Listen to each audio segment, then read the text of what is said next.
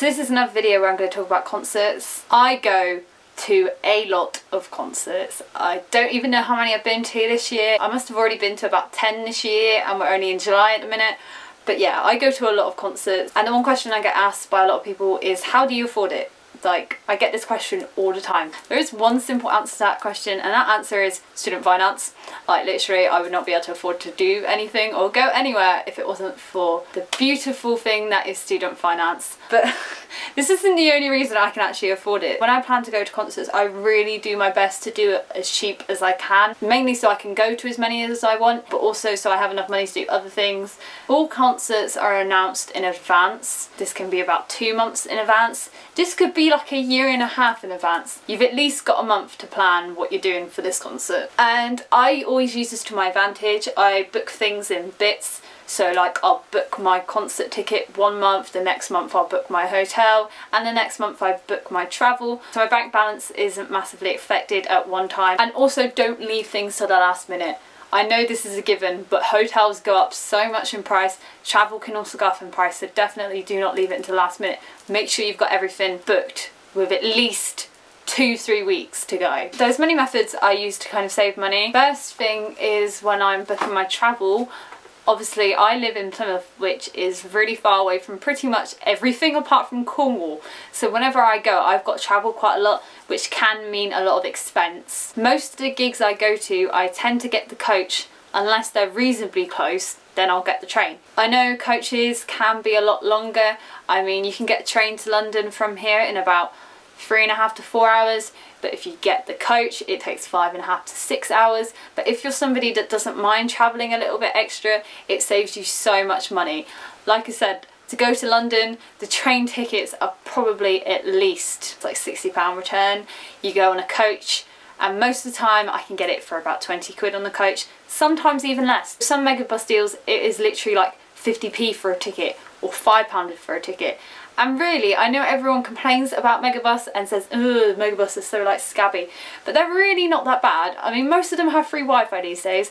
Yes, the toilet is a bit disgusting, but apart from that, for 50p or £5, I would definitely not complain. I also advise you to look out for discount cards you can get. I have a National Express coach card, which helps me save money on my coaches. I also have a rail card, which helps me save money when I get the train, and those two cards have saved me so much money in the last couple of years, like literally like hundreds and hundreds of pounds. Then you've also got your hotel. If you're going to a concert just for a one night, you do not need a fancy hotel, as much as you will convince yourself you do.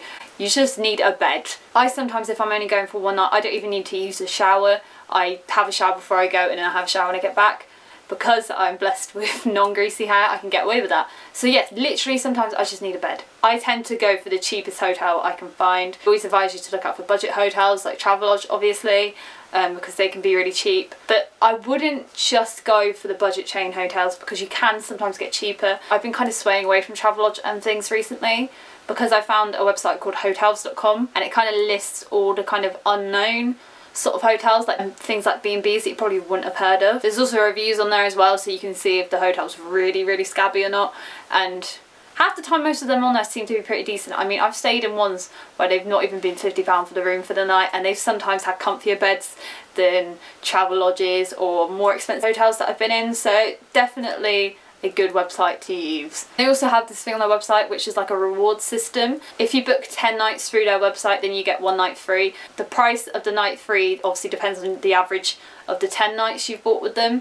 But yeah, I think I've got about 5 so far, and it is really going to come in handy when that free night comes in when I'm going to like a gig or something, because it will save me like at least 30-40 quid. You can also, on hotels.com, you can also list stuff by distance to a postcode. So say if you're going to a gig, you can list all the hotels that are closest to the gig, and then obviously pick the cheapest one that is within a reasonable distance, so you don't have to get a taxi or pay for parking, because you can just walk from your hotel to the venue. There's one other thing that can also be a big money spender, and that is food while you're away. My general advice is, do not pay extra for breakfast if you're going in a hotel. If it's included and it's free, fair enough, have it because it's included in your price. But do not pay extra for breakfast. They're always really expensive. I think Travelodge breakfasts are about £8, and if you're someone that doesn't eat a lot for breakfast like me, it's really not worth it. I'm not somebody who can eat a fry for a breakfast, so I literally pay about £8 for a bowl of cereal and some toast. I just bring some trusty croissants in my bag and eat them in the morning because they're literally not even equipped from Tesco, so you're saving yourself so much money. Most of my concert things, if you include a ticket, hotel and travel, most of my trips do not go much over £100, which is pretty cheap for a night in a hotel. You travel there and to go to a gig as well. Yeah, you're kind of slumming it a little bit in some cases, either on the coach or in your hotel, but it's so worth it in the long run, trust me, because it saves so much money, and then you've got more opportunities to either go to more gigs or do whatever you want with your extra money. So I hope this video has come in handy, and it's one that I really wanted to do because I know it's a question I do get asked a lot. So I kind of wanted to show people, look, it's really not that expensive. You can do it pretty cheap if you do try. So yeah, I hope you've enjoyed this video, and I shall speak to you soon.